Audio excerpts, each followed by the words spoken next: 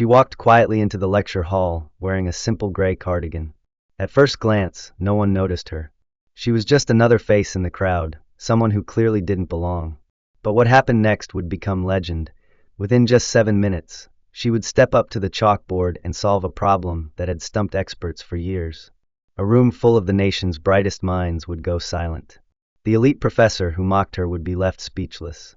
And one woman, who the world had overlooked for decades, would finally be seen. But before we dive into this story, tell me, where in the world are you watching from today? If this story moves you, don't forget to share it. Because sometimes the greatest minds aren't found in lecture halls, but cleaning them. It was just an ordinary Wednesday at Texas State University, the kind of early spring morning where the air held a subtle chill and the sky was brushed with thin, pearlescent clouds.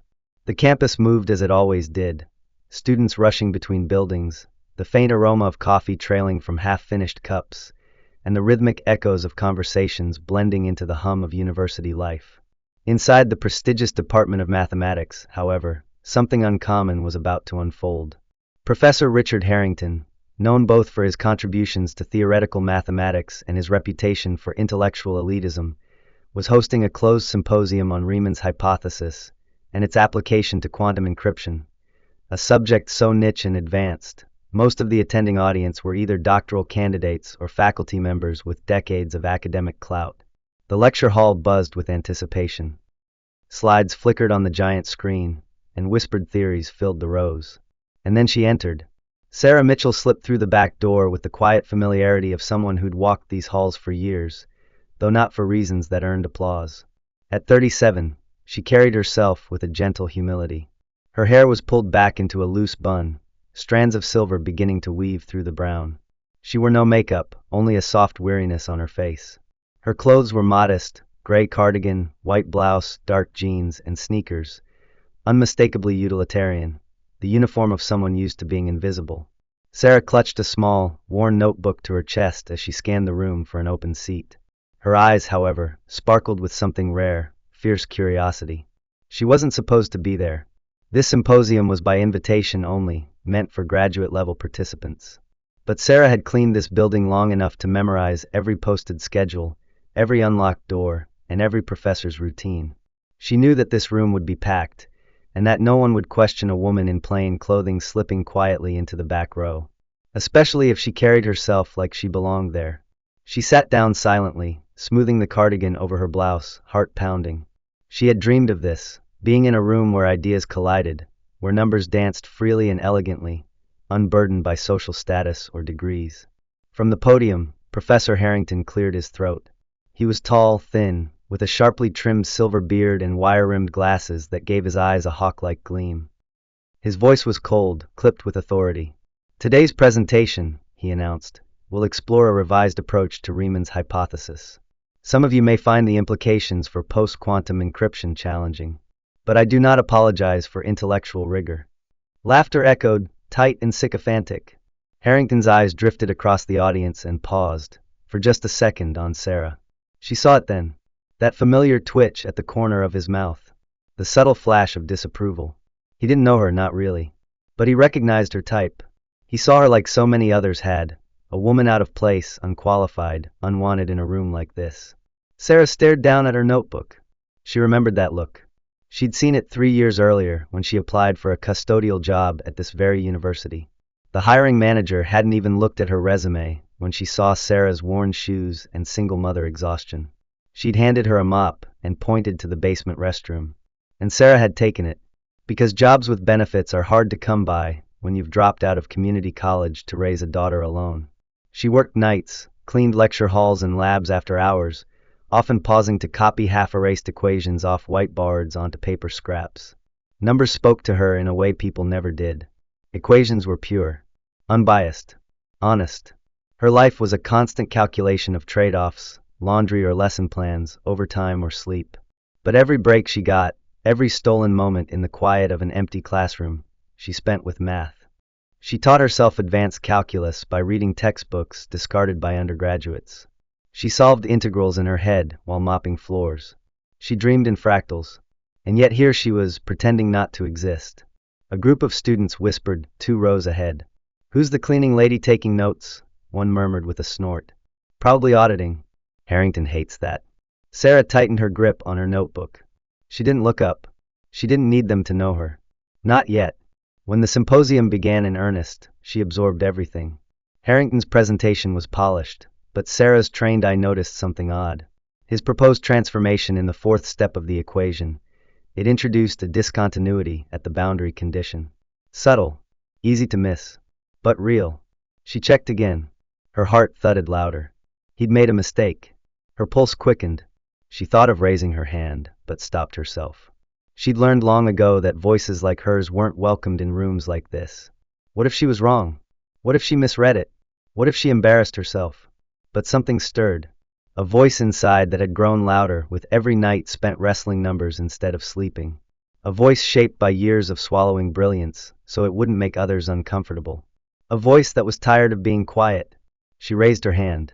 Almost instantly she regretted it. Every head in the room turned.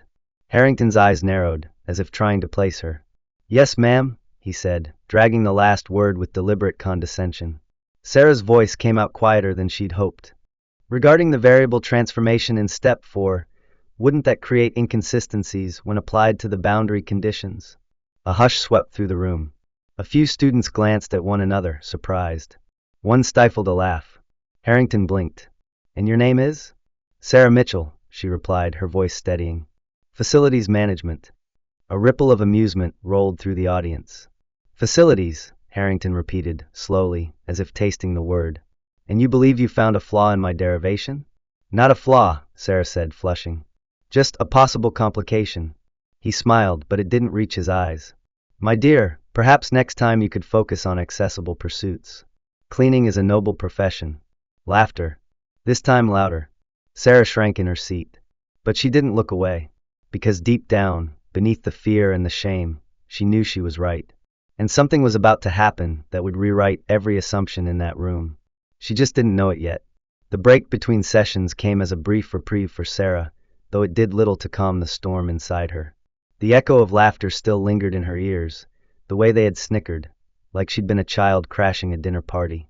She sat in the same back row seat, notebook clenched in her hands, the ink smudged slightly from the heat of her grip. Her fingers trembled not with fear now, but with a quiet fury, the kind that simmers just beneath the surface, controlled but volatile. She wasn't supposed to speak. That much had been made clear.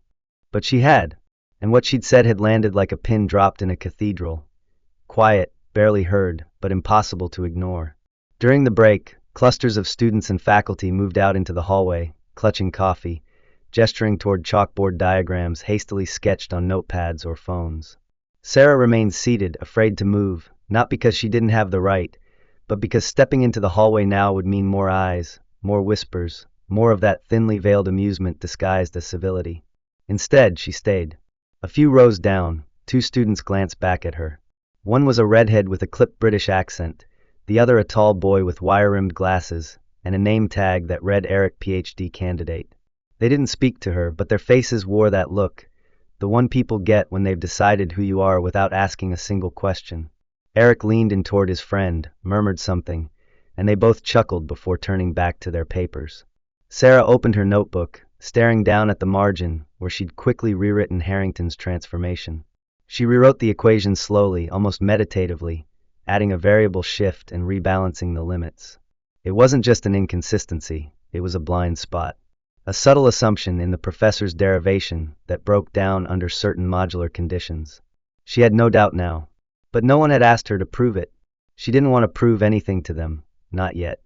What she wanted, what she'd always wanted, was to be in a room where the love of math outweighed the politics of who was allowed to express it. You didn't just stumble on that boundary condition. The voice was low, even, and unexpectedly kind. Sarah looked up. A woman stood at the end of her row, coffee in hand. Her dark hair was pinned in a tight bun, and she wore a black blazer over a pale blue blouse. There was a badge clipped to her lapel, Dr. Elizabeth Chun, MIT visiting faculty. "I've seen that error misstep before," Dr. Chun continued. "Twice, actually. Once in an early paper from Cernic, and once in my own." That was a sharp catch. Sarah blinked. Compliments weren't something she knew what to do with, especially not from someone like this. "I'm sorry," Sarah said. "I didn't mean to cause." "To cause what?" Dr. Chen's voice remained soft but firm. A question? An uncomfortable pause in Harrington's perfect lecture? You asked something important. That's what this room is supposed to be for. I'm not part of this department. I gathered that, Dr. Chen replied, smiling slightly. But neither is Clarity. And Clarity just made an appearance. Sarah smiled faintly but didn't reply. The other woman paused, seeming to sense the boundary between support and intrusion. Well, I hope you'll stick around. I think we've only seen the beginning. Then she turned and walked off, blending into the crowd of returning attendees. The room slowly filled again. Harrington re-entered like a monarch reclaiming his throne, chin lifted, hands clasped behind his back. If he felt embarrassed by Sarah's earlier question, he didn't show it. His air of invulnerability remained untouched. The lights dimmed. The projector buzzed back to life. Harrington didn't resume the lecture. Not immediately. Instead, he cleared his throat. Before we proceed, he said, with that same deliberate, almost professorial enunciation, I'd like to address the earlier comment raised during our discussion. There was a flicker of interest through the room. Sarah's shoulders tensed. He turned toward the chalkboard and, without looking at her, gestured as if extending an olive branch made of thorns. Perhaps our guest, Miss Mitchell, was it, would be willing to demonstrate her interpretation. I believe the blackboard is available. A cold hush slid through the room. Sarah froze. There was no way back now. This wasn't about a casual comment anymore. This was a challenge dressed as invitation. A performance request. She was expected to decline. She could already feel the tension in the air leaning that way. Just smile, apologize, go back to being invisible. But something had changed.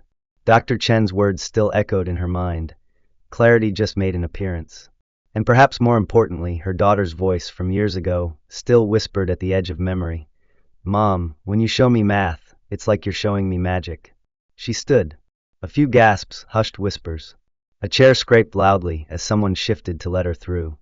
The walk to the front felt longer than it should. The board stood tall and wide, clean from the break, the last equation erased but faintly visible beneath the new layer of chalk dust. Sarah took the offered chalk from Harrington. He stepped aside with a little too much satisfaction in the gesture, as if he were handing a child a violin in the middle of an orchestra. Take your time, he said, his tone laced with performative generosity. We're eager to learn. Sarah stared at the blank board. Her hand trembled slightly. The audience rustled behind her. And then she began to write. Not the way Harrington had structured it. Not in a straight reproof or academic defense. She started by redrawing his original equation, step by step, carefully, without haste.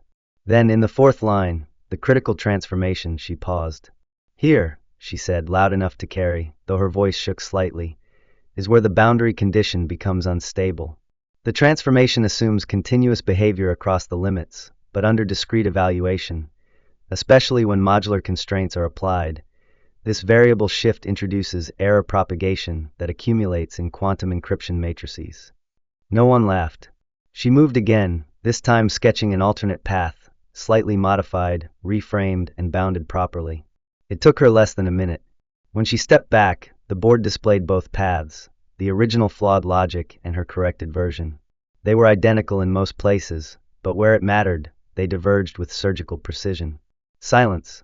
The room, once buzzing, was now breathless. Harrington stepped forward slowly. His eyes scanned the board, his expression unreadable. He tilted his head, squinting at the divergence. Then he spoke. Interesting, he said flatly. He didn't admit fault. He didn't praise her. But he didn't erase it either. That, in this world, said everything. A hand went up in the front row. A young woman, doctoral candidate from Caltech, based on her badge. Excuse me, she said. Where did you learn this technique? Sarah turned slightly, her voice softer now. Nowhere official. Just trying to understand the numbers. Do you have more? Someone else asked. More work? Sarah hesitated. She thought of the boxes in her closet, the notebooks hidden in a drawer behind cleaning supplies. Pages and pages filled over years, not for anyone else, but for her. For the pure joy of solving, understanding, playing with the infinite. Yes, she said finally. I do. Then, for the first time since entering the room, Sarah Mitchell smiled. Not out of relief or pride or vindication, but because for the first time in years, the world had paused. Not to mock, not to dismiss, but to listen. And it was only just beginning. As the lecture resumed, something intangible had shifted in the atmosphere. The air was heavier now, not with discomfort, but with an almost electrified anticipation, as though the walls themselves were waiting to see what would happen next. Sarah Mitchell, who less than an hour ago had been dismissed with condescension, now sat quietly in the front row, by invitation. A spare seat had been pulled forward for her. Dr. Elizabeth Chun had made sure of that. The eyes that once looked past her now couldn't stop staring. But it wasn't admiration. Not yet. It was scrutiny, curiosity, suspicion. Because what just happened didn't make sense to them. A woman who worked in maintenance had identified a theoretical inconsistency in Professor Harrington's signature work. Then she corrected it, live on the board, with poise and clarity. The implications of that were still too fresh for most of the room to process. Sarah didn't feel triumphant. She felt exposed. Her heart hadn't slowed down since she left the chalkboard. She was painfully aware of every rustle of paper, every cough, every side glance in her direction. A part of her wanted to disappear again, to retreat to the back, to where she could be anonymous and safe. But another part, stronger now, refused to move. Dr. Chin leaned toward her. "You didn't just notice a mistake," she whispered. "You saw a system's weakness. That takes more than intelligence. That takes insight." Sarah didn't respond. She didn't know how to receive praise yet, not when it came wrapped in the same voice that, from someone else, might have been sarcastic or performative. But with Chin there was no edge. Just observation. And something even rarer, respect. Professor Harrington cleared his throat again, and the room hushed instantly. He turned away from the screen and toward the audience with the composed face of a man used to commanding attention. "Well," he began, voice dry as parchment, "since we've had some unexpected contributions this morning, I thought we might shift direction slightly." He turned to the board and began writing a new equation. It was dense, multilayered, abstract. The kind of problem that wasn't found in textbooks or online repositories, but pulled from the cutting-edge margins of unpublished research. The room followed in stunned silence as he drew it line by line, symbols overlapping, variables nested within each other like Russian dolls. "This," he said, stepping aside, "is a model we're currently investigating in relation to quantum encryption using prime factorization on non-traditional elliptic curves. As you can see, the final sequence becomes nonlinear when applied across multidimensional time-space fluctuations." A few students nodded, though none dared to raise their hands. "It's speculative," Harrington continued. "Unpublished. Possibly unsolvable without further framework development. But," he paused and turned toward Sarah, "if Miss Mitchell is feeling particularly inspired today." The sentence trailed off like a baited hook. There was no laughter this time. Only tension. The challenge was clear. It wasn't just about math anymore. It was about boundaries, who was allowed to cross them, who was expected to stay in their lane. Sarah stared at the board. The equation was unfamiliar. She scanned it quickly, searching for a pattern, anything she could latch onto. Nothing clicked right away. But then she stood. A student in the front row shifted awkwardly to give her room. A pen clattered to the floor somewhere behind her, and no one moved to pick it up. Sarah stepped to the board again. This time the chalk felt colder in her hand, the pressure more intense. She didn't feel the quiet excitement she had during her first attempt. This was different. He'd raised the stakes, pushed her into terrain designed to outclass her. She knew what he expected: hesitation, confusion, eventual surrender. And at first, he nearly got it. Her fingers hovered over the first symbol. A looped integral. Something about the notation caught her eye. It wasn't standard. It was custom. Harrington had created it himself, a shorthand she'd never studied. She glanced behind her quickly and caught his smirk, the smallest twitch of self-satisfaction that almost broke her resolve. Almost. Sarah drew a small box in the corner and began translating the custom notation, breaking it down into the forms she knew. Slowly, carefully, she restructured the equation into pieces that spoke her language. A memory flashed, an article she'd read while crouched beside a broken vending machine 2 months ago, waiting for maintenance forms to print. It had discussed a novel approach to encryption modeling, using time-variant inputs as fluctuating primes. The notation had been strange, abstract, but the logic had made sense once she diagrammed it out on a napkin during her lunch break. She began to write. The chalk squeaked with each stroke. Her handwriting was deliberate, tight, her logic building like scaffolding. The room had gone so quiet that even the hum of the overhead lights seemed loud. Dr. Chin leaned forward, her mouth slightly open. Sarah restructured a key component. altering the curvature of the prime field, applying a piecewise function she hadn't seen published anywhere, but had tested herself one night after her daughter fell asleep. Halfway through, she paused. There was a hitch. The chain of logic collapsed under its own weight. She frowned, stepped back. Harrington took a step forward too, a predator sensing the weakness of prey. "A valiant effort," he said, reaching for the chalk. But she didn't let go. Her hand tightened. "No," she said softly. "Not yet." And then an opening. A cross-cancellation. A dual transformation between symbolic layers. It wasn't standard procedure, but she'd done it before, while playing with irrational function mappings to find equivalencies in multidimensional space. Her hand moved again. Faster now. The board filled. A chain reaction of adjustments, all built on a framework she'd constructed in secret over years of solitary practice.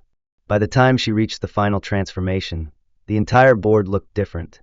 What had begun as a dense, unreadable equation now flowed like music, from tension to harmony. Sarah stepped back. Her breathing was fast. The room was silent. Dr. Chin stood up. "That substitution," she said quietly, as if speaking aloud might break the spell. "That's the Lu Takahashi method. Or no, it's something adjacent to it, but more compact." She walked slowly to the board, examining the work. Harrington didn't move. "What she's done here," Chin continued, "collapses 3 operations into one. It's more efficient than the current model. Richard," she turned toward him. "This isn't just clever. It's original." Harrington's jaw clenched. "She has no formal training." Chin turned back to Sarah. "Where did you learn this?" Sarah's voice was small. "I didn't learn it. I just tried to make the pieces fit." Someone at the back of the room began to clap. One person, then another, and then the entire hall erupted in applause, not polite, not performative. Genuine. Sarah stood there, still holding the chalk. It wasn't victory that settled into her chest. It was something else. Something older, deeper. A weight that had lived there for years, slowly lifting. She didn't smile. Not yet. She didn't need to. Because for the first time, this wasn't about proving anything. It was about being undeniable. Sarah returned to her seat slowly, her fingers dusted with white chalk like a sculptor who had just carved something out of thin air. Applause still echoed in the room, fading gradually as the shock of what had just transpired settled into a dense, reverent silence. There were no smirks now. No half-hidden laughs or exchanged glances of superiority. The air had changed. So had the people breathing it. But not everyone was clapping. Professor Harrington remained where he stood, arms crossed, expression carefully controlled. Only someone watching him closely would notice the tightness in his jaw, the narrowness in his eyes. It wasn't disbelief that colored his face, it was threat. His authority, his entire intellectual persona, had just been pierced in front of colleagues and students alike. And it hadn't been another tenured professor who had done it. It was a woman in sneakers and a gray cardigan, someone whose name hadn't even been on the attendance list. Sarah sat down and stared at the board, trying to process what had just happened. Her heart was still hammering, but not from nerves anymore. It was from the rush of recognition, the release of decades of held breath. And yet, beneath the surface, something else stirred. Not pride, not even satisfaction. It was fear. Because now she wasn't invisible. Now they knew. And when power knows you exist, it doesn't always celebrate you. Sometimes it recalibrates. Harrington turned to face the audience again. His hands were clasped behind his back, his voice smooth as always, but tinged with an unfamiliar edge. "Well," he said, almost as if talking to himself, "perhaps we've underestimated the broader applications of autodidactic curiosity." It was an attempt to reassert control, to reframe Sarah's brilliance as a novelty, an exception, not a challenge. Something to marvel at, not to investigate seriously. But it didn't land. A young student raised his hand. "Professor," he said, hesitant, "could we review Ms. Mitchell's substitution again? It seems to solve a bottleneck we've been discussing in lab group for weeks." Harrington's mouth twitched. Before he could respond, Dr. Chin stepped forward. "Actually," she said with calm authority, "I'd like to ask Ms. Mitchell about that as well. The transformation she introduced. Sarah, may I call you that?" She turned, facing Sarah directly. "Did you derive it on your own?" Sarah blinked, then nodded. "It's something I've been working on. Not exactly like that, but similar ideas. I wasn't sure if it would work, until just now." Dr. Chen's lips parted slightly. "And how long have you been developing these kinds of models?" "A while," Sarah said. "Mostly at night." After work. I just like solving problems. Chin nodded slowly, then turned back to the room.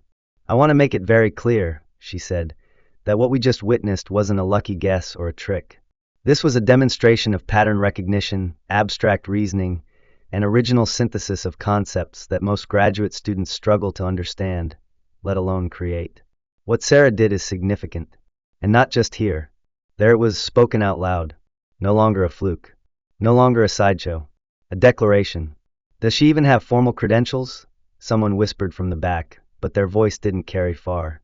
She works in maintenance, another said, as if the words still held power, as if her job could nullify what she had written on that board. But the equation was still there, and the truth of it hummed like a living thing. Dr. Chen turned to Harrington. We should be documenting this. He said nothing, but she knew. This wasn't over. As the symposium wound down, a strange tension settled into the room. Students began to drift out, but more slowly now, many lingering near Sarah, trying to sneak glances at her notebook, stealing glances at her with expressions that ranged from awe to confusion to reevaluation. A professor from Berkeley approached, business card in hand. Would you consider corresponding with our department? He asked. We're working on something that, well, I think you'd find fascinating. Sarah didn't know what to say. She just nodded, tucking the card into her pocket, like it might disappear if she breathed on it wrong. Dr. Chin remained close, fielding questions from faculty, but always keeping one eye on Sarah, like a quiet guardian. Then Harrington spoke again. Ms. Mitchell, he said, his voice cutting clean through the murmurs, would you be willing to meet privately with the department faculty? We'd like to better understand your approach. There was something coldly diplomatic in his tone. Sarah recognized it instantly. It was the voice people used when they couldn't discredit you openly, so they tried to contain you instead. Dr. Chen's voice cut in before Sarah could answer. Any meeting involving Sarah's methods should include outside representation, she said firmly. Preferably from multiple institutions. I'm happy to help coordinate. That was a line in the sand. Harrington's smile barely masked his frustration. Of course. Sarah looked between them, realizing for the first time that she was no longer the only person fighting for her place in the room. She wasn't alone. That realization hit harder than the applause had. But still, doubt crept in as the crowd thinned and real life came rushing back in. Her phone buzzed in her pocket. 3 missed calls from her daughter's school. Her babysitter had to leave early. There was a form she hadn't signed. Her daughter needed to be picked up. Genius, after all, didn't pay overtime. She made her way out of the hall quickly, slipping past the final stragglers. Dr. Chin called after her, but Sarah raised a hand in apology. I have to go, she said. But Sarah, Chin said, walking with her now, lowering her voice. This is the moment. You realize that, right? What you did today, it's going to ripple outward. People are going to talk. Some will want to help. Others not so much. Sarah paused at the doors. I've lived most of my life knowing that. The only difference is now they see me. Chin looked at her for a long moment. What will you do? I don't know, Sarah admitted. I have a daughter who needs me. I have bills. I have 2 more shifts this week. And a notebook full of math that no one asked for until today. Chin touched her arm gently. We can help. MIT has fellowship programs. Special circumstances. You could study formally. Publish. Teach. You have options, Sarah. You always did. But now people know. Sarah gave a half smile. Knowing isn't the same as believing. Let me think. I need a night to breathe. Chin nodded. I'll be here when you're ready. Sarah stepped out into the fading afternoon light. The sun had dipped lower, casting long golden beams across the campus lawns. Students passed her without noticing, just like always. But Sarah wasn't the same. Inside her pocket, her phone buzzed again. This time she answered. Lily, she said. I'm coming. I've got something to tell you. As she walked, the echo of the chalk against the board replayed in her memory. Not like a lesson, but like a drumbeat. A signal. And for the first time, she let herself believe that maybe, just maybe, it was the sound of her life changing. Not in a burst. Not all at once. But in pieces. Equations. Steps. Proofs. Her kind of language. And the world was finally beginning to listen. The next morning, Sarah sat alone at her kitchen table, still wearing the same gray cardigan from the day before. It smelled faintly of chalk dust and old fluorescent lights, a strange, nostalgic scent now bound forever to the moment her life had tilted on its axis. The morning sun poured through the window, slicing diagonally across the cluttered table where bills, notebooks, and her daughter's half-eaten cereal bowl coexisted like residents of different worlds. She stared at her phone. 6 new emails. 3 from university addresses she didn't recognize. 1 from Dr. Elizabeth Chin. 1 from Professor Harrington. And 1 from MIT, subject line, fellowship consideration, expedited review. She didn't open any of them. Instead, she opened her notebook. Page after page of hand-drawn symbols stared back at her, each one written in cramped, looping handwriting. Some equations were half-solved. Others simply ended midline where exhaustion or work had interrupted her train of thought. But now these scribbles, things she'd once been ashamed to show anyone, had become proof. Not proof of genius, but of time, of commitment, of a truth she'd carried for years in silence. Her daughter Lily entered the kitchen with a backpack slung over one shoulder, dragging one foot, her face still marked with the stubborn puffiness of sleep. She paused when she saw her mother sitting there like a statue. "Did something happen yesterday?" Lily asked, squinting as she grabbed a granola bar. Sarah looked up. "What do you mean? You were quiet when you picked me up. Like super quiet. Not mad quiet. Like brain on fire quiet." Sarah smiled faintly. "Yeah, something happened." Lily narrowed her eyes, scanning her mom's face like a puzzle. "Good or bad?" "I think it was good," Sarah replied. Then she added, "But I'm not sure what to do next." Lily nodded with unexpected seriousness. "Well, you always tell me to do the brave thing first and figure out the rest later." Sarah blinked. She had told her that. Dozens of times. About school. About auditions. About speaking up. Somehow, it had always been easier to say those things to her daughter than to believe them for herself. The clock ticked toward 8. Lily had to go. After she left, Sarah gathered her notebooks into a large canvas tote. At least 5 of them, some worn at the edges, one with a coffee stain across half a chapter on prime gaps. She didn't have a plan, but her hands moved on instinct, as if part of her already knew where she was going. She arrived at the university just before 10. It was quiet, the kind of mid-morning lull between lectures when most of the halls were deserted. She stood at the mathematics department entrance, staring at the engraved plaque beside the door that she'd cleaned so many times she could still see it in her sleep. Department of Advanced Mathematical Sciences. But today, she wasn't there to clean it. She walked in. Inside, the faculty office was bustling with quiet voices. Some looked up as she entered, startled. The receptionist blinked and opened her mouth to say something, but then recognized her. Her gaze softened into something between curiosity and admiration. "I believe they're expecting you," she said quietly. Sarah nodded. "I have my notebooks, if they still want to see them." 10 minutes later, she was seated in a room that had once felt 100 stories above her reach. Now it smelled like expensive furniture, aged books, and controlled silence. Around the long oval table sat several professors, including Harrington and Dr. Chin. Harrington kept his expression carefully neutral. His suit was more formal today, as if trying to reclaim the upper ground with fabric and posture. Dr. Chin offered a small, reassuring nod as Sarah set the canvas tote on the table and began pulling the notebooks out one by one. No one spoke at first. Then Sarah opened one, flipped past the early pages, and placed it in front of them. "This one is mostly number theory," she said. "I got stuck a few times around the modular algorithms, but I think I figured out a new way to isolate twin primes using partial matrices." There was a long pause. Professor Elridge, an expert in abstract algebra from Stanford, who had flown in that morning at Dr. Chen's request, leaned forward and adjusted his glasses. "Did you say isolate twin primes?" he asked slowly. "With partial matrices?" Sarah nodded. "It's not complete. Just an idea." He opened the book. It was handwritten, of course. No formatting, no latex code, no citations. But it was beautiful, elegant, logical, layered with a clarity that made even complex derivations easy to follow. He turned the pages faster now, then slower, then stopped. "This technique right here," he said to the group, "is very close to something we've been exploring for quantum-safe cryptography." Sarah's heart thudded once. She didn't even fully understand what quantum-safe cryptography entailed, not at the level they did. But she understood primes. She understood how they danced, how they hid in the chaos like music waiting to be heard. Harrington finally spoke. "Ms. Mitchell," he began, "these notebooks, have you submitted any of this work anywhere?" "No," she replied. "Have you collaborated with anyone?" "No." "Then these are purely your own thoughts, developed over?"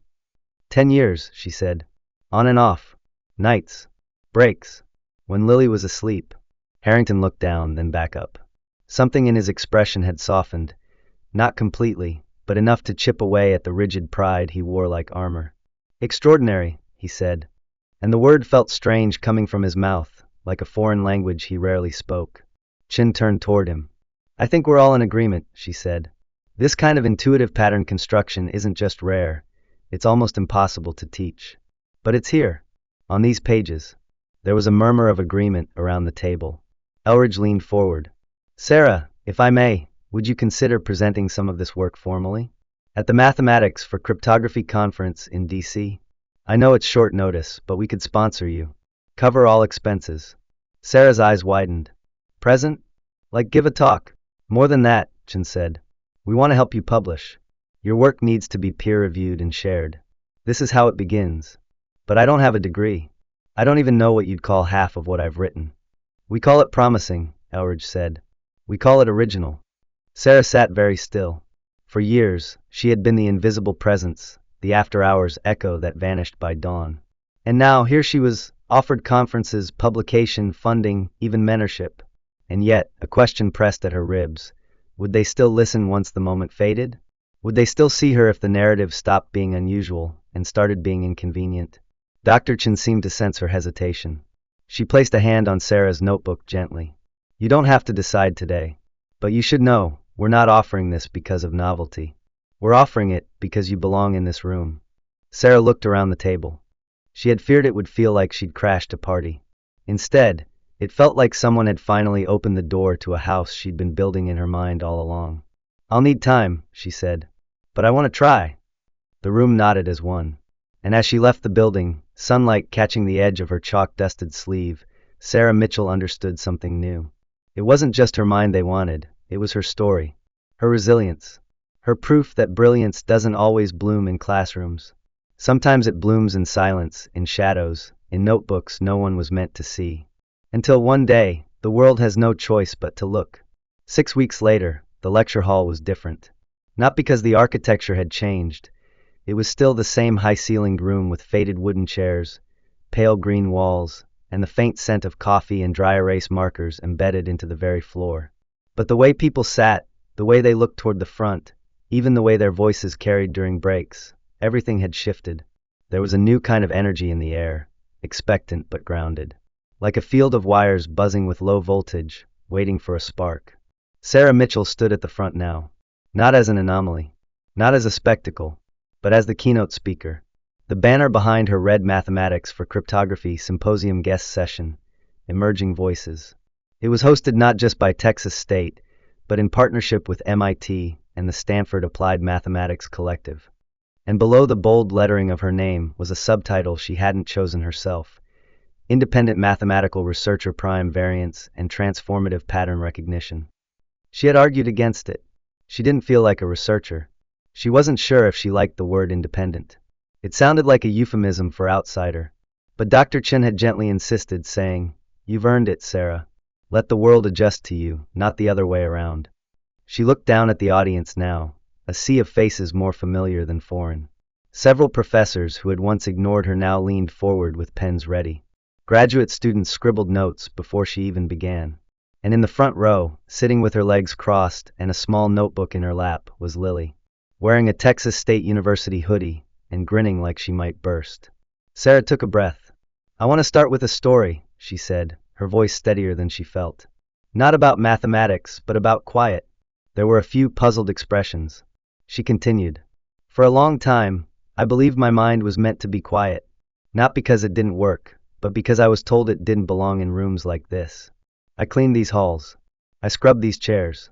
I once memorized the chalkboard layout because I had 10 minutes between mopping to copy equations before they were erased. I used to time it with the janitorial schedule. A few heads tilted, surprised. Back then, when I watched people solving problems on this very board, I didn't envy them. I resonated with them. I saw shapes in the same way they did. But I told myself, this is their world. Mine is the floor beneath their feet. She paused. And then one day, a mistake on that board whispered to me. It said, look closer. You know how to fix this. And for the first time, I did. A hush rippled through the room. But this time, it wasn't disbelief. It was reverence. Sarah smiled faintly and turned to the board behind her. She wrote a single line of an equation, clean, sharp, elegant. It pulsed with promise. "Let's talk about pattern transformation in twin prime sequences," she said. "And what happens when we stop assuming those patterns only emerge through linear regression models." For the next 20 minutes, Sarah taught. Not nervously. Not apologetically. She didn't speak like someone seeking approval. She didn't ask the room to validate her.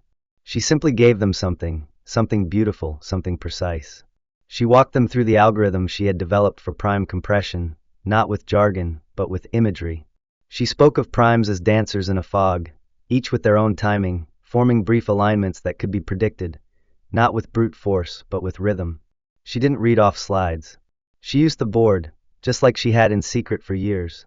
When she finished her demonstration, there was a beat of silence, followed by the kind of applause that starts slow and grows, not out of politeness, but awe. One professor stood to ask a question.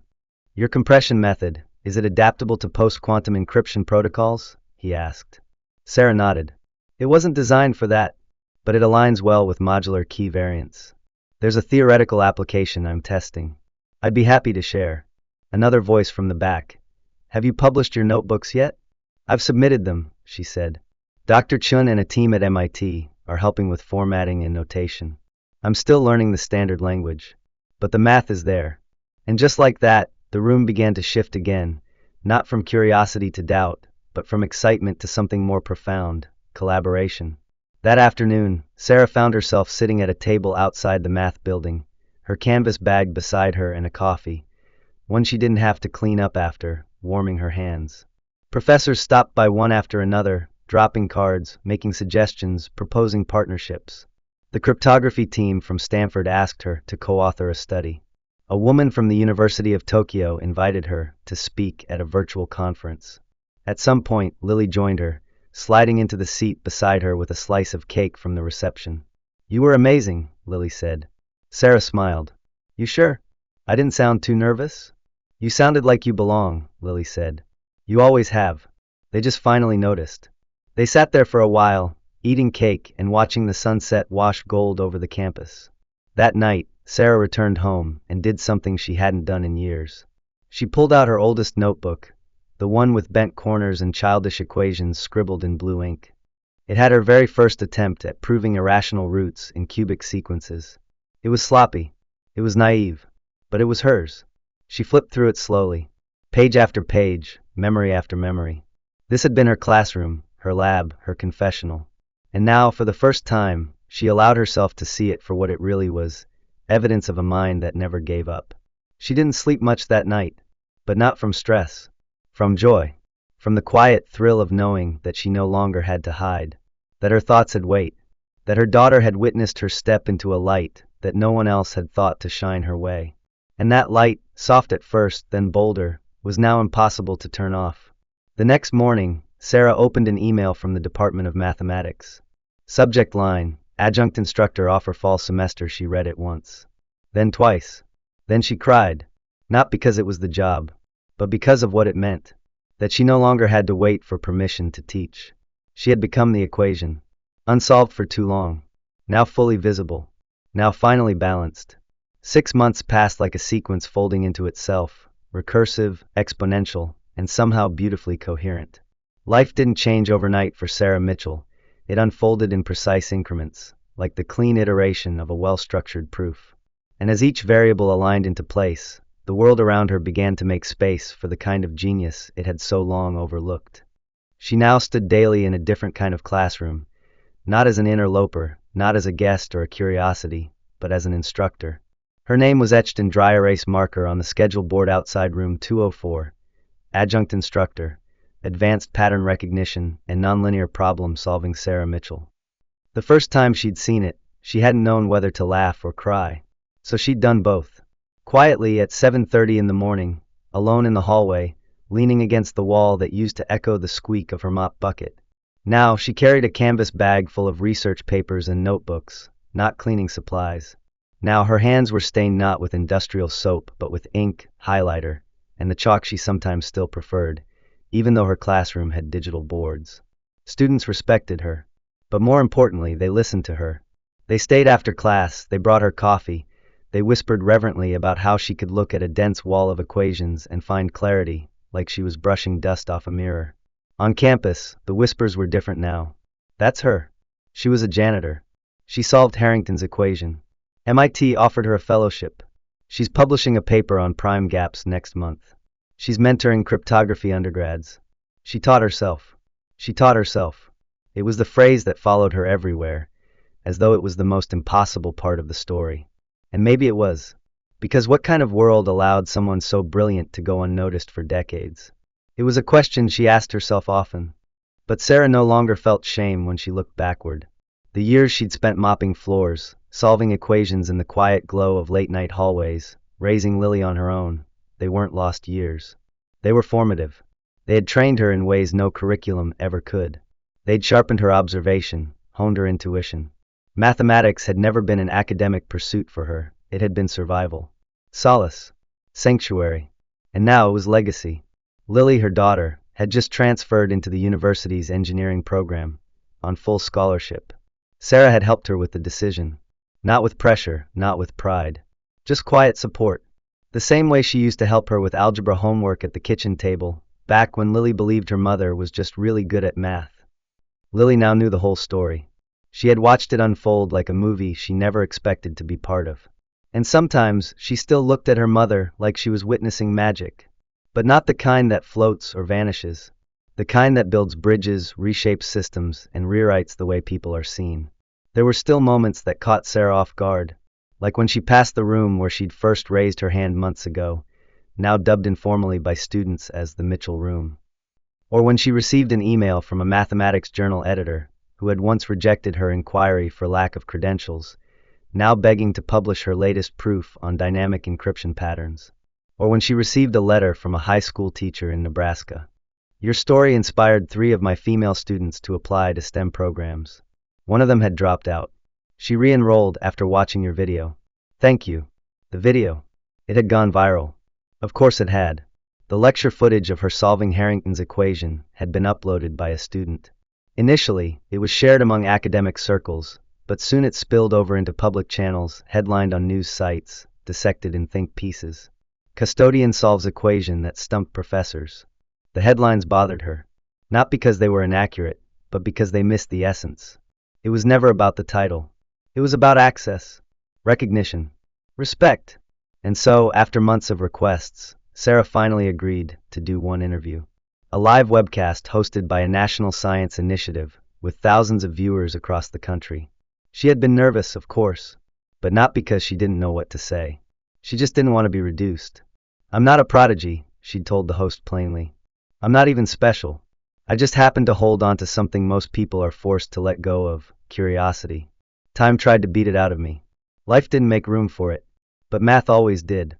The host had nodded, visibly moved. What do you want people to take from your story? Sarah had paused, then smiled. That brilliance exists in quiet places. That intelligence doesn't always come with credentials. That someone cleaning your office might be building algorithms in their head. And that when we stop deciding who belongs in which room, amazing things can happen. After the interview aired, her inbox flooded. Emails from parents, from students, from janitors, from prisoners, from single moms, from people who had given up on dreams that no longer felt permitted. One message stood out. I work night shifts at a hospital. I've been teaching myself physics in the supply closet. I thought I was crazy. Now I think I might be okay. Sarah replied personally. You're not crazy. Keep learning. The supply closet might just be your laboratory. Later that week, she received a formal offer from MIT.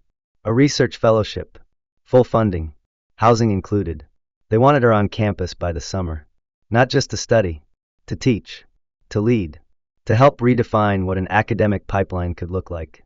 She took her time answering.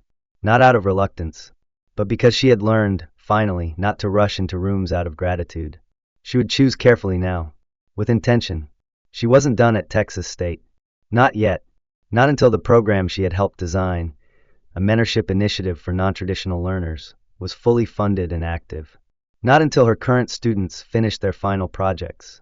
Not until Lily settled into her sophomore year with solid footing and less fear.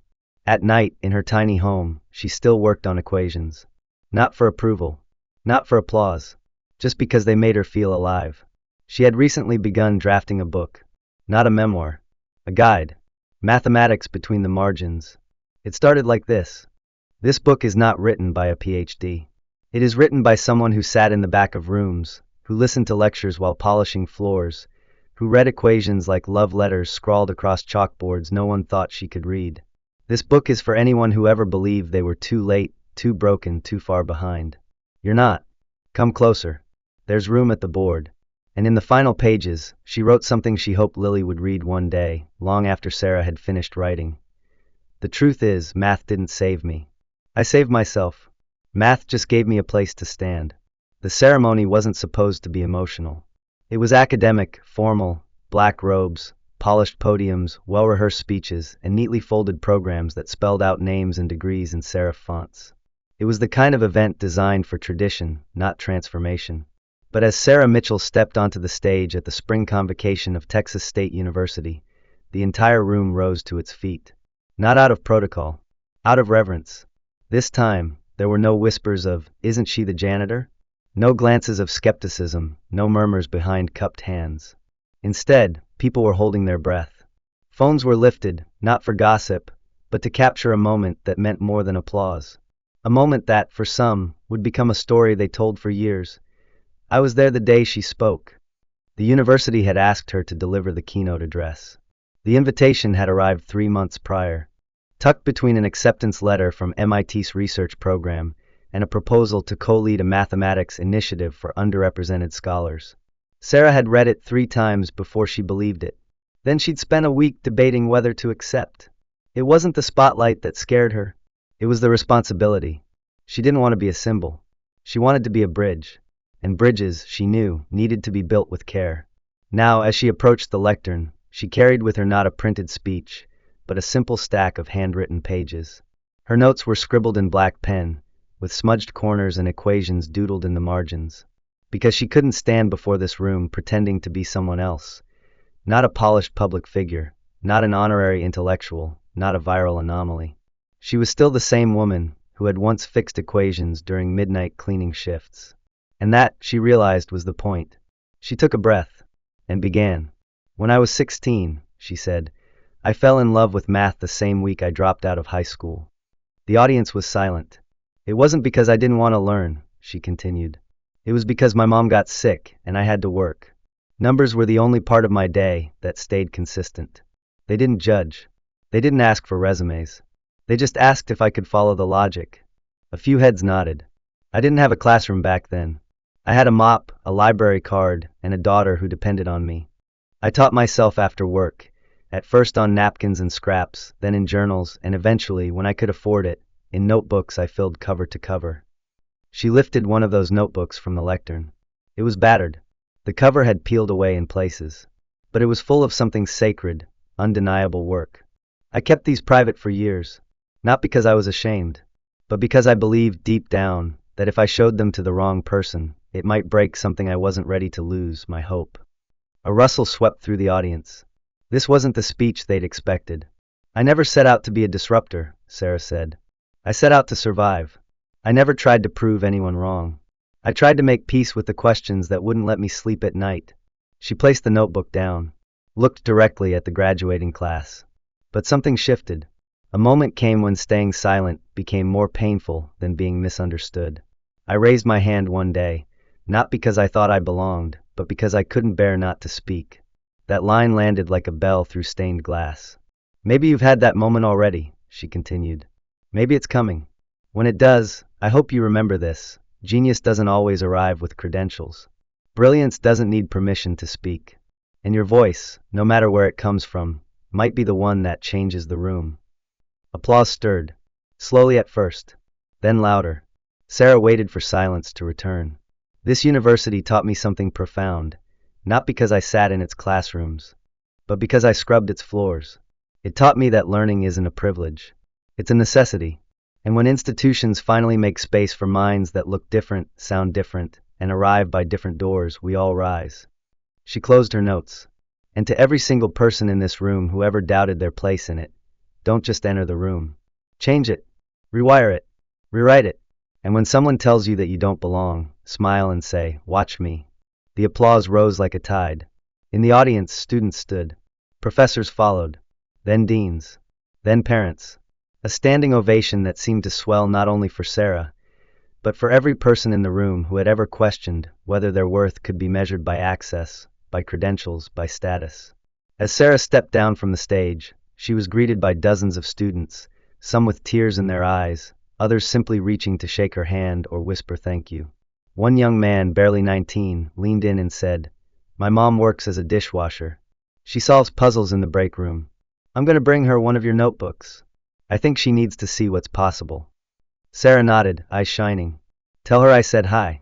That night, Sarah returned to her small home, still modest, still tucked into a quiet neighborhood where neighbors greeted her by name, but now lined with shelves. Not of cleaning supplies, but of published journals, drafted research papers, letters from institutions, and one framed photo of her and Lily, both in university hoodies, beaming in front of the math building. On her kitchen table sat a new notebook, blank, crisp. She hadn't filled a fresh one in months. Life had been too full of interviews, collaborations, invitations. But tonight she sat down, uncapped her pen, and wrote one line: "What happens when silence becomes syntax?" She smiled, because she already knew. Outside, her porch light flickered on as Lily pulled into the driveway, waving through the window. Inside, Sarah leaned over her page and began to work. She wasn't chasing approval anymore. She wasn't proving anyone wrong. She was simply doing what she was always meant to do: solve the next problem, tell the next story, and carry the light forward for those still sitting in the back of the room, still waiting for someone to tell them, "You were never invisible. We see you now, and we're listening."